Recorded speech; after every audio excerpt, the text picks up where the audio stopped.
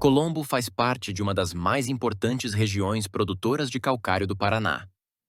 A história dessa exploração está ligada à chegada dos imigrantes italianos no início do século XX, que trouxeram conhecimento e técnicas para aproveitar as abundantes jazidas locais, inicialmente para a agricultura e fabricação de cal. A partir das décadas de 60 e 70, a indústria de calcário se consolidou na região, impulsionada pelo crescimento da construção civil. Hoje, a extração e beneficiamento do calcário são atividades econômicas fundamentais para Colombo e municípios vizinhos, gerando empregos e renda para a comunidade local e fornecendo matéria-prima essencial para a construção e a agricultura paranaense.